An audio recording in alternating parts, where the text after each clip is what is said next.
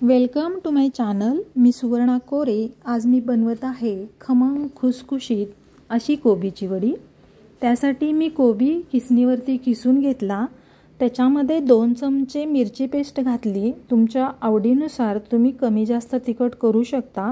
1 चमचा आले लसूण पेस्ट, 1 चमचा धने पूड, अर्धा चमचा जिरे पूड, चवीनुसार मीठ, 1 छोटा चमचा ओवा, पाव चमचा हळद, पाव चमचा लाल तिखट आणि कोथिंबीर घालून छान मिक्स करून घेतलं। म्हणजे हा जो सर्व मसाला आहे तो कोबीच्या किसाला लावून घेतला।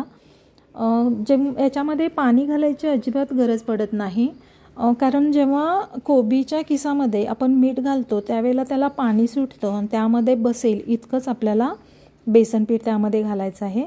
मी त्यामध्ये 3 चमचे बेसन पीठ आणि 1 चमचा तांदूळ पीठ घातलं। तांदूळ पीठ घातल्यामुळं वडी छान खुसखुशीत होते आणि एकत्र छान मिक्स करून घेतलं। मला थोडंसं अजून वाटलं म्हणून मी थोडंसं अजून बेसन आणि थोडंसं तांदूळ पीठ घालून परत मिक्स करून घेतलं। हे जास्त घट्ट बनवायचं नाही, थोडंसं सैलसर ठेवायचं। पीठ सैलसर ठेवल्यामुळे वडी कोरडी होत नाही, खाताना कोरडी लागत नाही। त्यामुळं कोणतीही वडी करताना पीठ हे सैलसर ठेवायचं आणि तांदूळ पीठ घातल्यामुळं खुसखुशीतपणा येतो त्याला। तयार पीठ एका तेल लावलेल्या ताटामध्ये पसरवून घेतलं। छान पसरवून झाल्यानंतर त्याच्यावरती थोडेसे तीळ भुरभुरले आणि ते छान दाबून घेऊन त्याच्यावरती ते घट्ट बसवून घेतले। एका साईडला मी गॅसवरती पाणी उकळायला ठेवलं होतं। आता या उकळलेल्या पाण्यामध्ये एक स्टँड ठेवून त्यावरती ताट ठेवलं आणि एक 15 मिनटं वड्या या छान उकडून घेतल्या।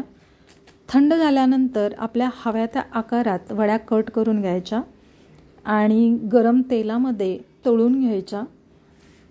खूप छान खूप चविष्ट अशा ह्या वड्या होतात। तर तुम्हाला कशी वाटली माझी ही रेसिपी मला नक्की सांगा आणि रेसिपी आवडली असेल तर चॅनलला लाईक, शेअर, सबस्क्राईब करायला विसरू नका।